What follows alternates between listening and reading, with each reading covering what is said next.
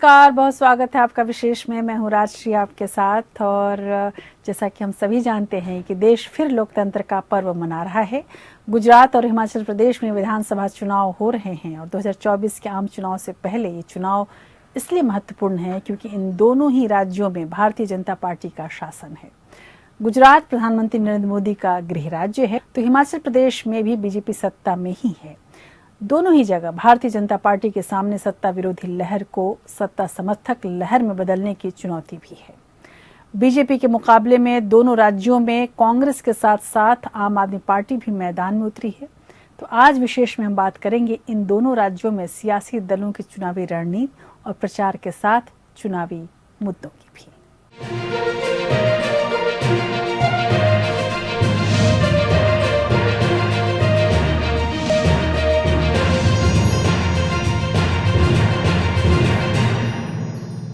गुजरात विधानसभा चुनाव न सिर्फ भारतीय जनता पार्टी बल्कि प्रधानमंत्री नरेंद्र मोदी की भी प्रतिष्ठा का प्रश्न बना हुआ है। बीजेपी ने गुजरात मॉडल को पिछले 8 साल में देश भर में एक आदर्श शासन व्यवस्था के प्रतीक के स्वरूप में पेश किया है।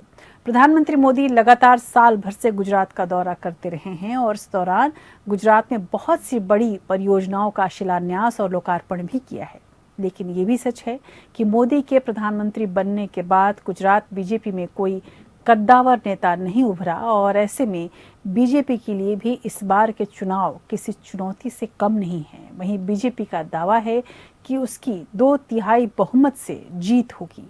आइए समझते हैं बीजेपी के दावों और वादों की हकीकत को।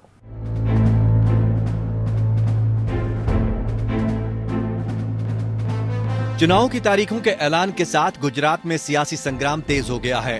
केंद्रीय गृह मंत्री अमित शाह ने बीजेपी मुख्यालय कमलम में पार्टी की कोर कमेटी की बैठकें तेज कर दी हैं। इसमें कोई संदेह नहीं कि 22 साल से लगातार सत्ता में रहने के बावजूद बीजेपी को 50% से ज्यादा वोट मिल रहे हैं। हालांकि अब भी ज्यादातर ओपिनियन पोल बीजेपी को स्पष्ट बहुमत की बात कर रहे हैं, लेकिन पार्टी कोई जोखिम नहीं लेना चाहती। वहीं मोरबी पुल हादसा बीजेपी के गले की फांस बन चुका है।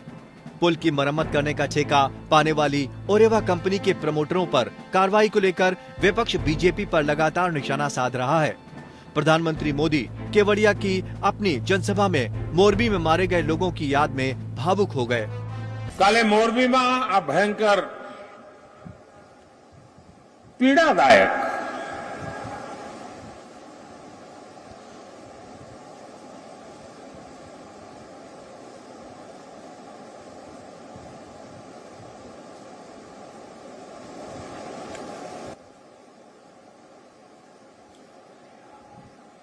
मन बहुत व्यथित हूं, दुविधा में હતો। दरअसल गुजरात में आज भी बीजेपी पीएम मोदी की छवि के ही सहारे है, क्योंकि राज्य सरकार के प्रशासनिक अक्षमता को लेकर लगातार सवाल उठ रहे हैं। मुख्यमंत्री भूपेंद्र पटेल अपनी कोई पहचान नहीं बना पाए हैं। हालांकि बीजेपी ने गुजरात में जीत पाने के लिए मुख्यमंत्री समेत पूरी प्रदेश सरकार को बदल दिया था, लेकिन मोरबी हादसे की वजह से सौराष्ट्र में नुकसान को भांपकर बीजेपी ने पूरी ताकत झोंक दी है। कहा जाता है कि जिसने सौराष्ट्र जीता वो गुजरात जीतता है। 2017 के पिछले विधानसभा चुनाव में कांग्रेस ने बीजेपी को नुकसान पहुंचाया, जिससे बीजेपी 182 सीटों वाली विधानसभा में 99 सीटों पर सिमट गई। सौराष्ट्र में नुकसान की एक और बड़ी वजह पाटीदार आंदोलन था और तब हार्दिक पटेल कांग्रेस में थे। कांग्रेस ने 45% वोटों के साथ 30 सीटें हासिल की थीं, लेकिन अब हार्दिक पटेल फिर से बीजेपी में लौट आए हैं। लिहाजा बीजेपी को नुकसान की भरपाई होने की उम्मीद है। बहुत जल्द हर 10 दिन में एक इवेंट तैयार करेंगे, जिसमें कांग्रेस पार्टी से जो नाराज विधायक है, जिला पंचायत या तहसील पंचायत के सदस्य है, निगम नगर निगम के जो सदस्य है, उनको जोड़ेंगे। और मुझे भरोसा है कि जिस जनता को सेवा के इस भगीरथ कार्य में जहां कांग्रेस पार्टी किसी भी प्रकार का काम करना नहीं चाहती, वहां पर मैं आपके माध्यम से गुजरात के उन सभी दूसरे दल के नेताओं से आह्वान करता हूं कि आइए सब साथ मिलकर हमारे गुजरात के व्यक्ति जब देश के प्रधानमंत्री के रूप में इस राष्ट्र की सेवा में अपना कार्य अविरत आगे चला रहे हैं, तो उसमें हम लोगों को जुड़ना चाहिए। और मेरा यही मानना है कि सरदार वल्लभ भाई पटेल गुजरात का अभिमान थे, मोरारजी भाई देसाई गुजरात का स्वाभिमान थे, और नरेंद्र भाई सिर्फ गुजरात का नहीं लेकिन संपूर्ण विश्व का गौरव है, तो ऐसे समय में इस गौरव के साथ जुड़ना चाहिए। आम आदमी पार्टी भी सौराष्ट्र में ताकत झोंक रही है। इसे भी बीजेपी के लिए फायदेमंद माना जा रहा है। वहीं उत्तरी गुजरात में कांग्रेस का प्रदर्शन पिछली बार अच्छा रहा। अमित शाह इस बार भी यहां कोई कमी छोड़ना नहीं चाहते।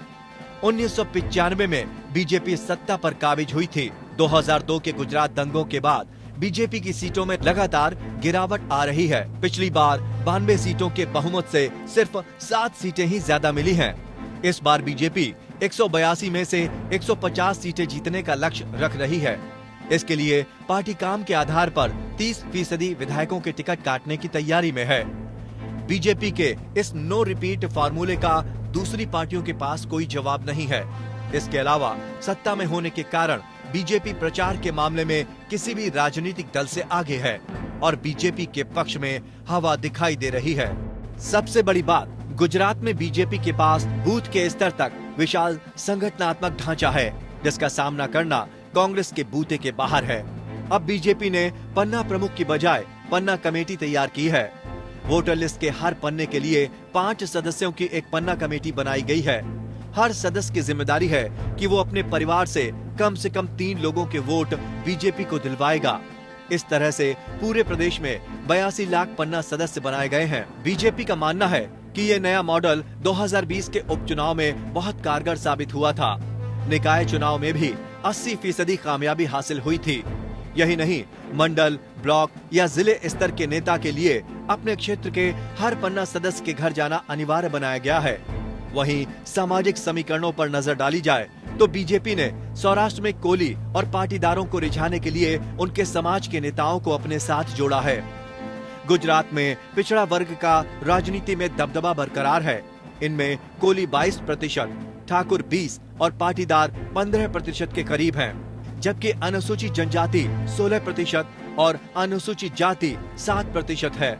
इनके अलावा मुसलमान और दूसरे धर्म के लोग 10% के आसपास हैं। बीजेपी ने चुनाव से पहले हर विधानसभा क्षेत्र को कवर करने के लिए पार्टी के वरिष्ठ नेता और केंद्रीय मंत्रियों को तैनात किया है। इन्हें 5 जगह से शुरू हुई गुजरात गौरव यात्राओं का जिम्मा सौंपा गया है। खुद जेपी नड्डा ने इन यात्राओं को हरी झंडी दिखाई है। मित्रों, ये गौरव यात्रा कोई भारतीय जनता पार्टी की गौरव यात्रा नहीं है। ये यात्रा निकालने वाली भारतीय जनता पार्टी हो सकती है। ये गौरव यात्रा सिर्फ गुजरात की गौरव यात्रा नहीं है। ये गौरव यात्रा भारत के गौरव को स्थापित करने वाली गौरव यात्रा है। बीजेपी की गुजरात गौरव यात्रा को गेम चेंजर माना जा रहा है, लेकिन पार्टी के भीतर कलह और स्थानीय स्तर पर प्रभावशाली नेताओं की कमी से भी पार्टी जूझ रही है। ये भी एक वजह है कि 2014 से 3 बार मुख्यमंत्री बदले जा चुके हैं। ऐसे में केंद्रीय नेतृत्व की चुनावी रणनीति जमीन पर कितनी उतर पाएगी, ये कहा नहीं जा सकता। अंशुमन त्रिपाठी, एपीएन। भारतीय जनता पार्टी के लिए हाल ही में हुआ मोरबी हादसा भी चिंता का सबब बना हुआ है।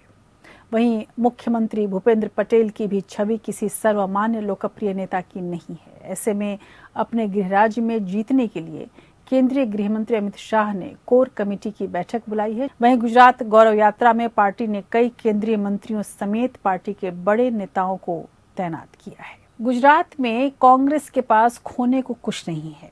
हालांकि पिछले 2 विधानसभा चुनाव में कांग्रेस की सीटें बढ़ी हैं, लेकिन प्रदेश नेतृत्व में कलह के कारण राज्य इकाई में लगातार अस्थिरता की हालात बने रहे। एक तरफ कांग्रेस नेता राहुल गांधी भारत जोड़ो यात्रा में जुटे हैं, तो दूसरी तरफ कांग्रेस घर घर संपर्क और छोटी छोटी रैलियों के भरोसे है। कांग्रेस को ग्रामीण क्षेत्रों और आदिवासियों के समर्थन का भरोसा है। तो ये भी सच है कि आम आदमी पार्टी ने भी इस बार गुजरात चुनाव में उतरकर संघर्ष को त्रिकोणीय बनाया है। आइए डालते हैं एक नजर बीजेपी के मुकाबले में कांग्रेस और आम आदमी पार्टी की चुनावी तैयारियों और रणनीति पर।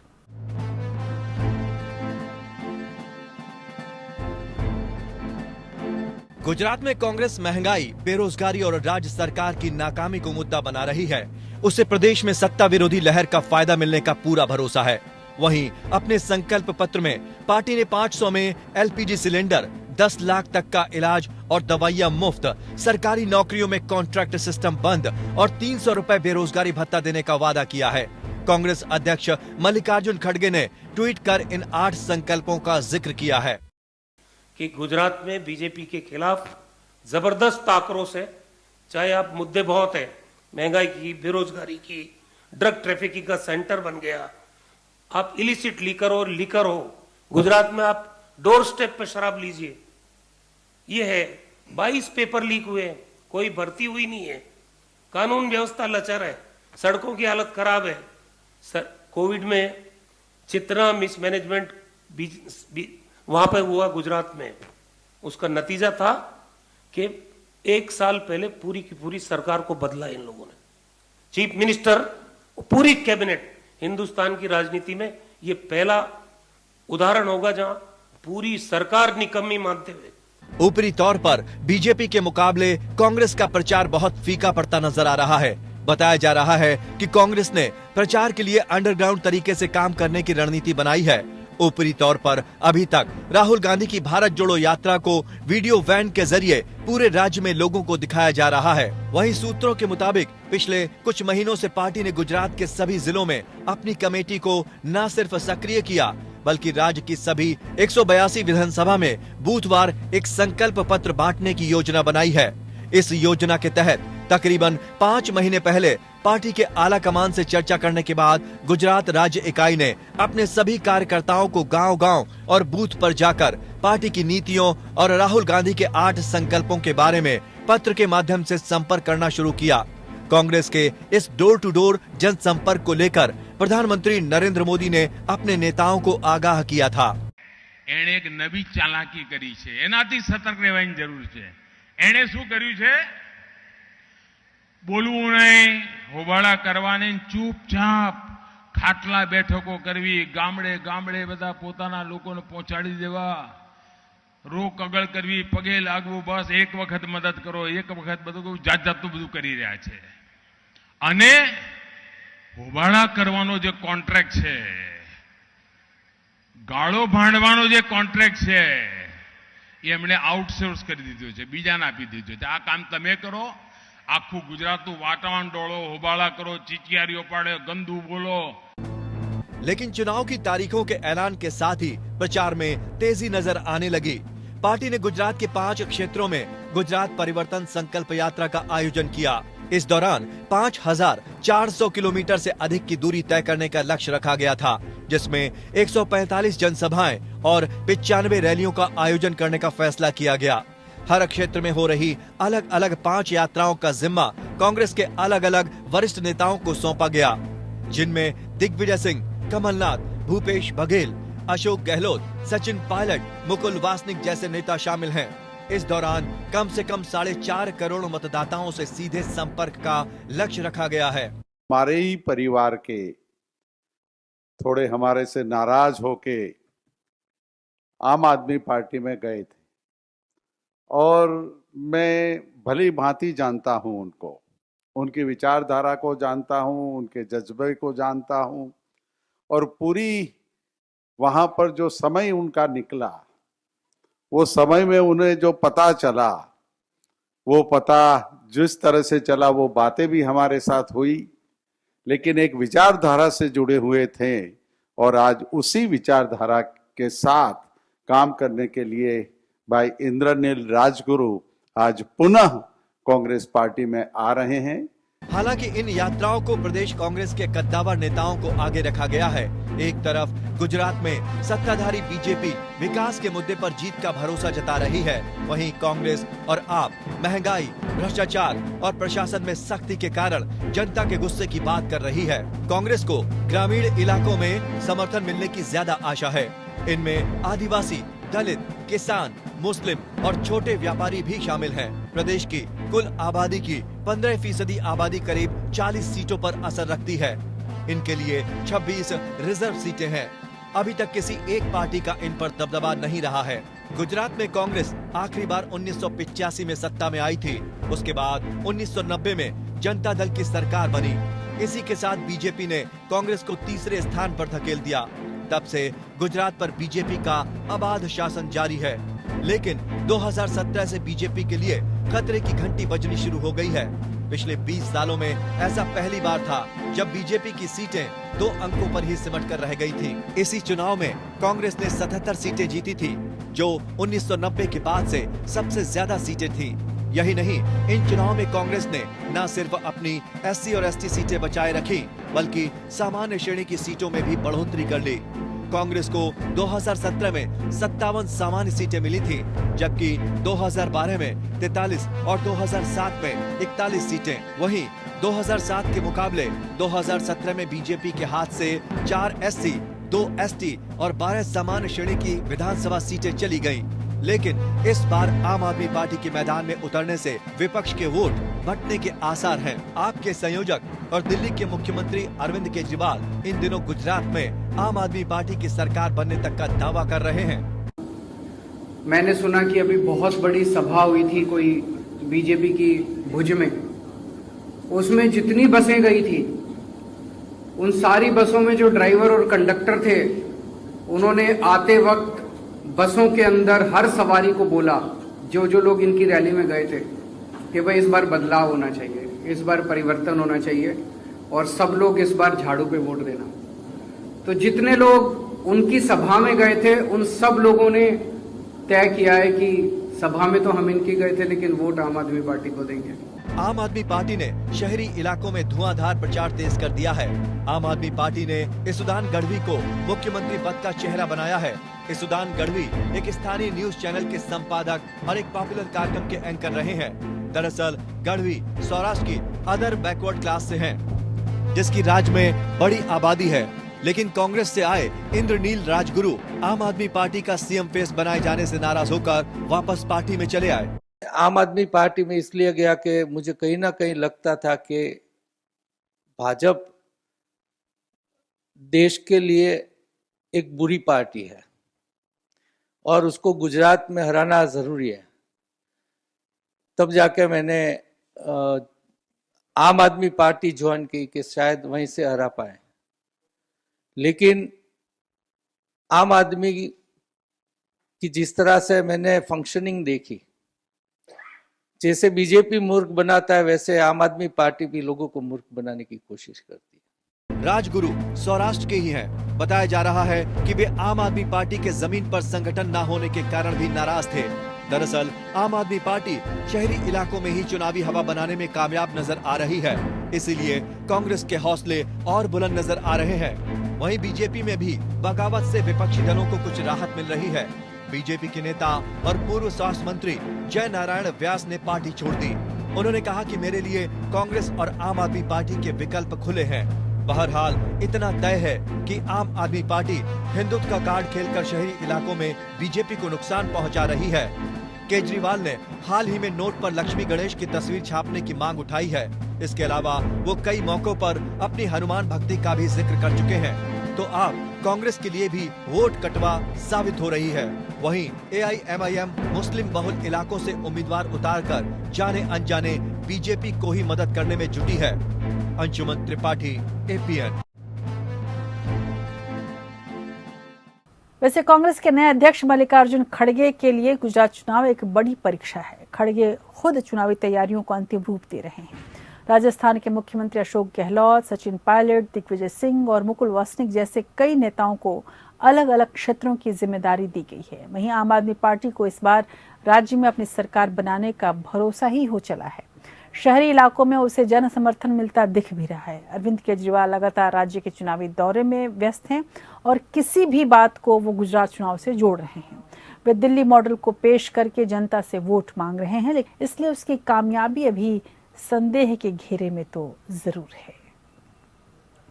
लेकिन हिमाचल प्रदेश में बीजेपी की जयराम ठाकुर की जो सरकार है, वो सरकार काफी मुश्किलों में दिख रही है। सत्ता विरोधी लहर बीजेपी के लिए बड़ी चुनौती है। यही नहीं, राज्य में जनता हर 5 साल में सरकार बदलने का दस्तूर पिछले 37 सालों से निभाती आ रही है।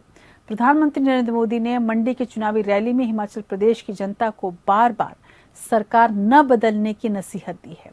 बीजेपी इस रवायत को तोड़कर जीत हासिल करने के लिए पूरी ताकत लगा चुकी है। बीजेपी अध्यक्ष जेपी नड्डा और केंद्रीय मंत्री अनुराग ठाकुर हिमाचल प्रदेश से ही हैं, इसलिए बीजेपी को सत्ता में वापसी की उम्मीद भी ज्यादा है। आइए नजर डालते हैं इस राज्य में बीजेपी की रणनीति और चुनावी समीकरणों पर।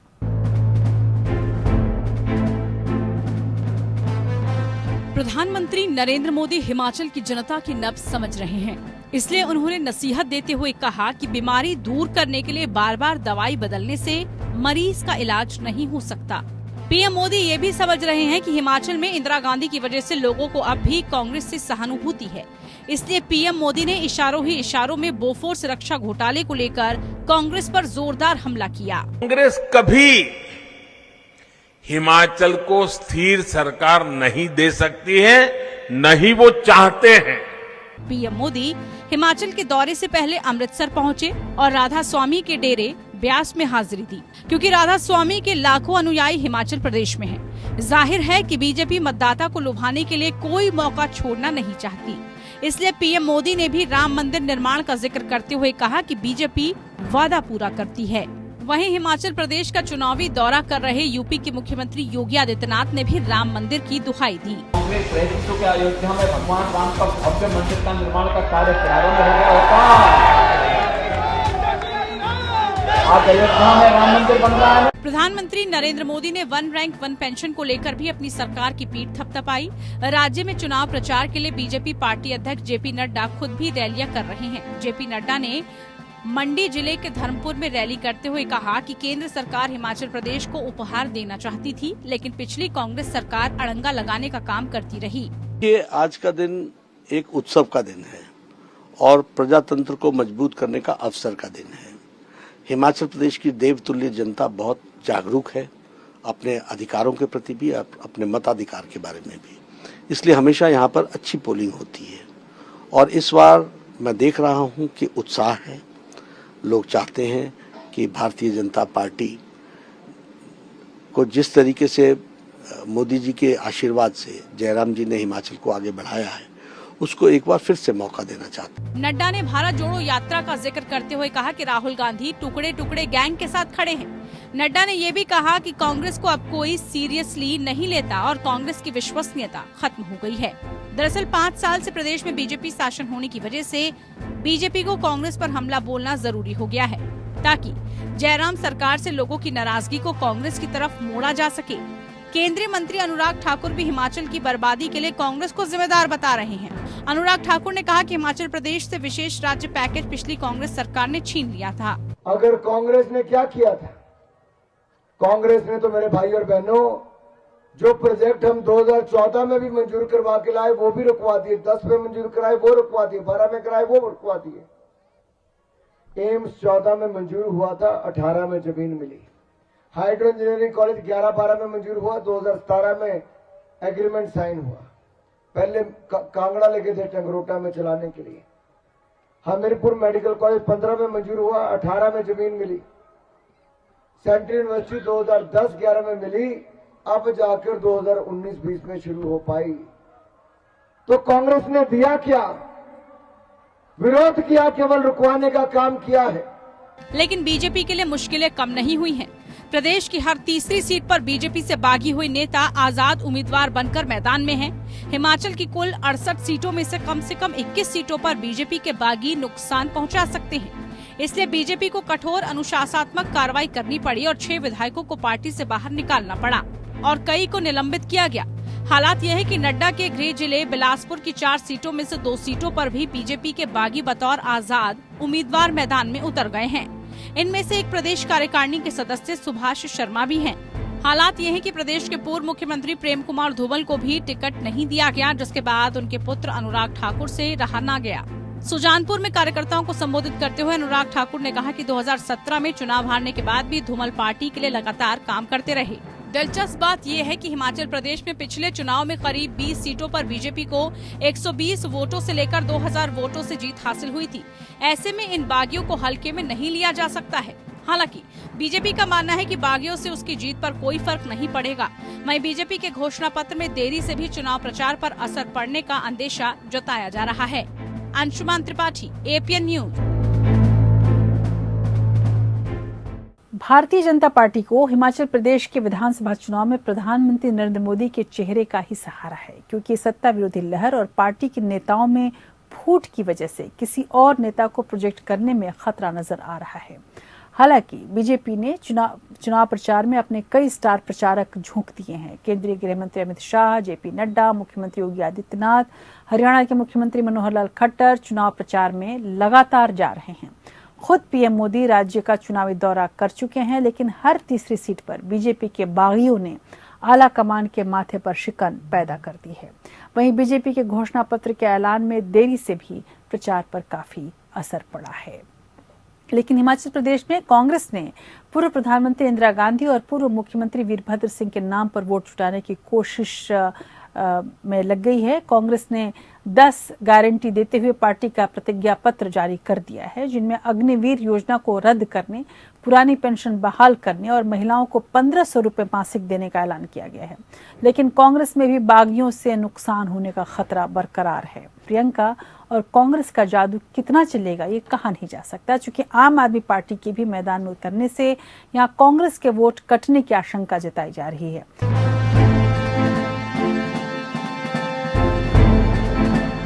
कांग्रेस ने बीजेपी से पहले ही अपनी प्रतिज्ञा पत्र जारी करते हुए अपने चुनाव प्रचार को धार दे दी। कांग्रेस ने अपने प्रतिज्ञा पत्र में कहा कि हर पशुपालक से हर दिन 10 किलो दूध सरकार की ओर से खरीदा जाएगा।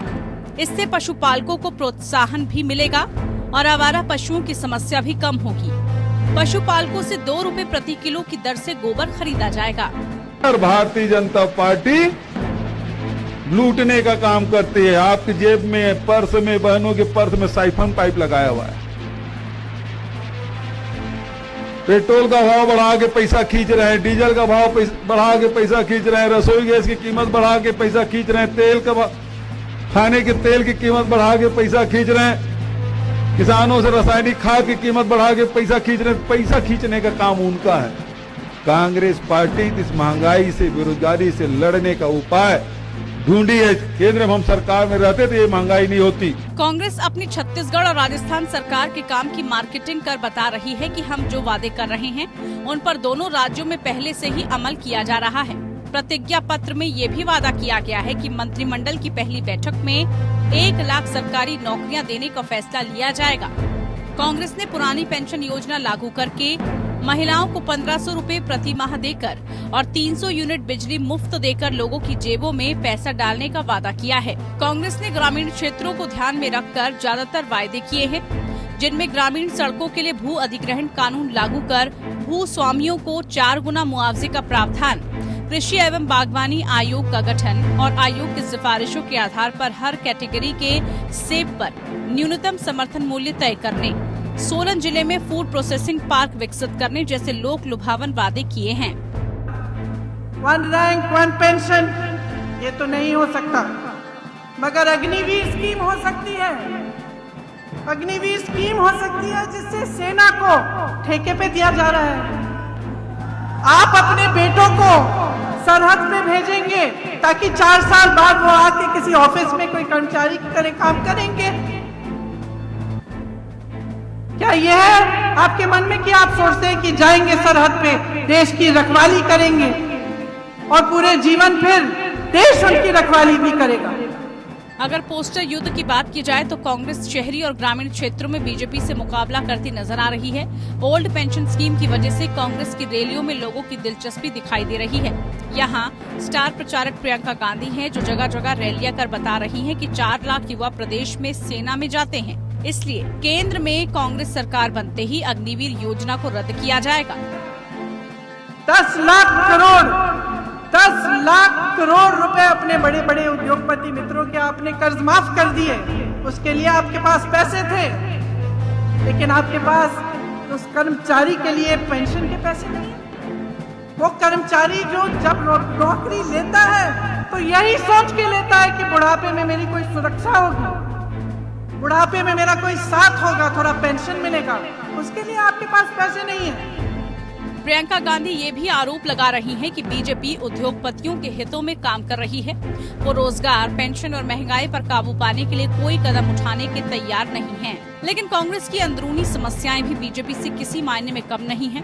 कम से कम 8 नेता मुख्यमंत्री पद के दावेदार बताए जा रहे हैं। बीजेपी आरोप लगा रही है कि कांग्रेस इसी वजह से मुख्यमंत्री पद का चेहरा घोषित नहीं कर पा रही है। वहीं कांग्रेस का कहना है कि ये बात पार्टी के भीतर स्वस्थ लोकतंत्र और कद्दावर नेताओं की मौजूदगी की पहचान है। लेकिन सच्चाई ये है कि पूर्व सीएम वीरभद्र सिंह के नाम पर वोट मांगने से साफ है कि प्रतिभा सिंह ही पार्टी की पहली पसंद है। लेकिन बागियों की समस्या से भी पार्टी जूझ रही है। अब तक 6 नेता कांग्रेस से निष्कासित किए गए हैं। निष्कासित नेताओं से पच्छाद विधानसभा चुनाव क्षेत्र से पूर्व विधानसभा अध्यक्ष गंगूराम मुसाफिर, सुलह से पूर्व विधायक जगजीवन पाल, चौपाल से पूर्व विधायक डॉक्टर सुभाष मंगलेट, ठियोग से विजय पाल खाची, आनी से परसराम और जयसिंहपुर से सुशील कौल है। हालांकि बहुत से बागियों को मनाने में पार्टी कामयाब भी रही, जिसके कारण कांग्रेस दावा कर रही है कि नामांकन वापसी के दिन ही कांग्रेस ने सेमीफाइनल जीत लिया है। हालांकि नेतृत्व पर टिकट बेचने के आरोप भी लगाए जा रहे हैं, लेकिन कांग्रेस इसे हताशा बता रही है। पार्टी का दावा है कि पूरा विपक्ष एक होकर हिमाचल प्रदेश प्रचार में शामिल हो रहा है, जिनमें बिहार के उप मुख्यमंत्री तेजस्वी यादव और जेडीयू नेता केसी त्यागी भी शामिल हैं। कांग्रेस के लिए एक बड़ी दिक्कत आम आदमी पार्टी भी है, जो इस बार हिमाचल चुनाव जोर शोर से लड़ रही है। आपने दिल्ली मॉडल को प्रचार का मुद्दा बनाया है। दिल्ली के मुख्यमंत्री अरविंद केजरीवाल खुद हिमाचल के लोगों को अच्छी शिक्षा, मुफ्त इलाज, फ्री बिजली, बेरोजगारों को नौकरी और भत्ता देने का वादा कर रहे हैं। और अगर गुंडागर्दी चाहिए, गाली गलौज चाहिए, मारकाट चाहिए, थप्पड़ मुक्के चाहिए, उनके पास चले जाना। 5 साल उनको, 5 साल उनको। अभी तक हिमाचल प्रदेश पिछड़ा रह गया इन लोगों की वजह से। केजरीवाल कह रहे हैं कि हिमाचल प्रदेश को बीजेपी और कांग्रेस ने बारी बारी से लूटा है। आम आदमी पार्टी ईमानदार लोगों की पार्टी है, इसे एक बार मौका दीजिए। काम ना करें तो अगली बार वोट मत दीजिएगा। हालांकि पंजाब से आए शिक्षकों के साथ आम आदमी पार्टी के कार्यकर्ताओं की मारपीट से माहौल गरमा गया है। केजरीवाल को अपना भाषण बीच में ही छोड़ना पड़ा, फिर भी आम आदमी पार्टी से कांग्रेस को नुकसान का अंदेशा कम नहीं हुआ है। Anshuman Tripathi, APN news. कांग्रेस के लिए बागियों की समस्या वैसे कम नहीं है। 5 बागी नेताओं को पार्टी से निकाला जा चुका है। 6 कांग्रेस को नुकसान पहुंचाने के इरादे से आजाद उम्मीदवार बनकर मैदान में उतर चुके हैं। वहीं कांग्रेस में मुख्यमंत्री पद के 5 उम्मीदवार हैं, जो अपने अपने चुनाव क्षेत्र से निकलकर पार्टी का दूसरी जगह प्रचार करने की हिम्मत नहीं जुटा सकते।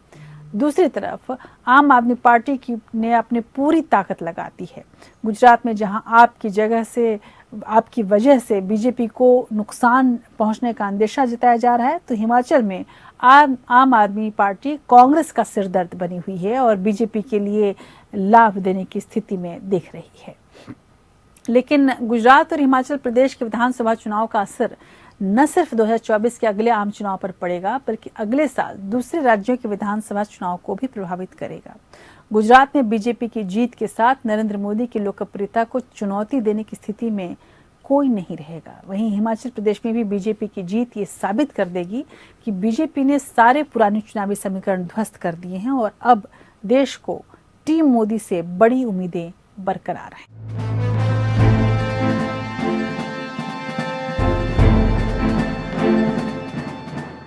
गुजरात और हिमाचल प्रदेश के चुनाव देश की राजनीति में बड़े बदलाव की दिशा तय करेंगे। अगर भारतीय जनता पार्टी दोनों राज्यों में कामयाब होती है, तो ये प्रधानमंत्री नरेंद्र मोदी की लोकप्रियता का पैमाना माना जा सकता है, क्योंकि गुजरात में प्रादेशिक नेतृत्व बेहद कमजोर है। गुजरात बीजेपी के कई बड़े नेता अपना रुतबा खो चुके हैं। ऐसे में मोदी और शाह के नेतृत्व में खड़ी होने वाली नई टीम के लिए भी संभावनाएं बढ़ेंगी। गुजरात में 22 वर्ष के शासनकाल के बाद सत्ता विरोधी लहर के बावजूद बीजेपी की विजय देश की दिशा तय करेगी। हिंदुत्व राजनीति का केंद्रीय मुद्दा बन जाएगा। गुजरात सरकार पर भ्रष्टाचार और कुशासन के आरोप ढह जाएंगे। वहीं अगर कांग्रेस पहले से बेहतर प्रदर्शन कर पाती है, तो ये पार्टी में नई जान फूंकने में मददगार साबित होगा। पिछले चुनाव में सीटें बढ़ने से कांग्रेस की उम्मीदें परवाज भरने लगी हैं। वैसे भी कांग्रेस के लिए ये चुनाव अस्तित्व की लड़ाई भी है। पार्टी के नाकाम रहने पर नेतृत्व पर पार्टी के भीतर से भी ठीकरा फोड़ा जाएगा।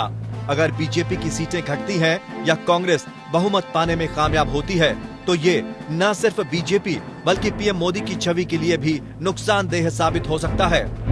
लेकिन पीएम मोदी आपदा में अवसर तलाशने में माहिर माने जाते हैं। ऐसे में ये नौबत आने का अंदेशा कम ही है। वहीं आरएसएस को भी अपनी रणनीति का फिर से आकलन करने की जरूरत होगी। बहुसंख्यकवादी राजनीति को किस हद तक सर्वसमावेशी राजनीति का चोला पहनाया जाए, इस पर संघ को मंथन करना होगा। दलित और आदिवासियों को लुभाने के लिए नए सिरे से रणनीति बनानी होगी और हिंदुत्व की आक्रामक छवि को धीरे धीरे बदलना होगा, क्योंकि ये भूला नहीं जा सकता कि 1995 में गुजरात में बीजेपी के सत्ता में आने के बाद से राज्य हिंदुत्व की प्रयोगशाला में तब्दील हो चुका है। वहीं अगर हिमाचल प्रदेश की बात करें तो बीजेपी के दोबारा सत्ता में वापसी पीएम मोदी में जनता के भरोसे पर मुहर लग जाएगी, क्योंकि 37 वर्षों से राज्य में हर चुनाव में जनता सत्ता की सिगड़ी में राजनीतिक दलों की रोटी पलटती रही है। प्रधानमंत्री मोदी ही यहाँ भी बीजेपी का चेहरा है। हालांकि बिहार में भी पीएम मोदी के चेहरे पर ही चुनाव लड़ा गया था, बावजूद इसके आरजेडी को बड़ी कामयाबी हासिल हुई थी। सबसे बड़ी बात यह है कि ये दोनों चुनाव केंद्र सरकार की 8 साल की एंटी इनकम्बेंसी का भी जवाब साबित होंगे। बीजेपी की इस कामयाबी का असर अगले साल देश में 9 राज्यों की विधानसभा चुनाव में भी देखने को मिलेगा। अगले साल मध्य प्रदेश, छत्तीसगढ़, राजस्थान, कर्नाटक समेत कई उन राज्यों में चुनाव होने हैं जहां बीजेपी को कांग्रेस से सीधे दो हाथ करना है। वहीं अगर कांग्रेस को दोनों राज्यों में सफलता मिलती है तो इसे भारत जोड़ो यात्रा और राहुल गांधी की जनता में स्वीकार्यता के रूप में भी देखा जाएगा। हालांकि राहुल गांधी अभी तक इन चुनाव से दूर नजर आ रहे हैं, लेकिन पार्टी में चुनाव करवाकर कांग्रेस ने वंशवादी पार्टी के आरोप को कमजोर कर दिया है, तो राहुल गांधी भी भारत जोड़ो यात्रा में सैकड़ों किलोमीटर पैदल चलकर अपने ऊपर लगने वाले शहजादे के आरोप को भी बेअसर कर रहे हैं। ऐसे में बीजेपी ने अब इतिहास में कांग्रेस की गलतियों को मुद्दा बनाना शुरू कर दिया है। यहाँ तक कि बीजेपी शासित राज्य में भी पार्टी के नेताओं को पिछली कांग्रेस सरकार पर आरोप लगाकर वोट मांगने पड़ रहे हैं। और अगर 2024 के आम चुनाव के नजरिए से देखा जाए तो बीजेपी या कांग्रेस की चुनावी हार से उनकी राष्ट्रीय राजनीति में भी चमक पर असर पड़ेगा। बीजेपी के जीतने पर उसके साथ कई पार्टियां सहयोगी दल बनाने से गुरेज नहीं करेंगी। वहीं अगर कांग्रेस कामयाब होती है तो 2024 के आम चुनाव के लिए विपक्षी एकता की सौदेबाजी में कांग्रेस का पलड़ा भारी रहेगा। इसके उलट इन चुनाव में हार से कांग्रेस की राष्ट्रीय राजनीति में विपक्ष को नेतृत्व देने का उसका दावा खत्म हो जाएगा।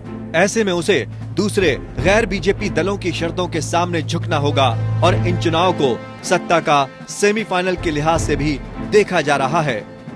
अंशुमन त्रिपाठी, एपीएन। बढ़ती महंगाई, बेरोजगारी और सत्ता विरोधी लहर की वजह से कांग्रेस को इन चुनाव में सफलता मिलने की काफी उम्मीद है। ये देखना अभी बाकी है कि कांग्रेस को किस हद तक कामयाबी मिलती है। अगर कांग्रेस अपनी अपेक्षाओं पर खरी नहीं उतरती है तो 2024 में विपक्षी दलों के बीच कांग्रेस की स्थिति पर असर गंभीर पड़ेगा और विपक्षी एकता की कोशिशों के दौरान दूसरे दलों का दबाव भी उसे सहना पड़ेगा।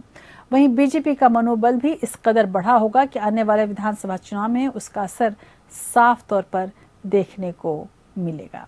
यानी कुल मिलाकर देखा जा सकता है कि इस बार की ये 2 राज्य 3 दलों के भविष्य का फैसला कर सकेंगे। बीजेपी की अपनी महत्वाकांक्षाएं किस तरह से पूरी होंगी ये देखना दिलचस्प होगा। वहीं आप जिस तरह से खेल रही है, ऐसे में ये साफ हो गया है कि आप कहीं न कहीं, चाहे कांग्रेस हो या बीजेपी हो, खेल तो बिगाड़ ही सकेगी। कितना खेल बिगड़ पाएगा, किसका खेल बन पाएगा, ये अभी आने वाले दिनों में पता चलेगा। लेकिन फिलहाल ये लोकतंत्र का पर्व बेहद दिलचस्प तरीके से मनाया जा रहा है। तो आज विशेष में इतना ही। आप जुड़े रहिए हमारे साथ। नमस्कार।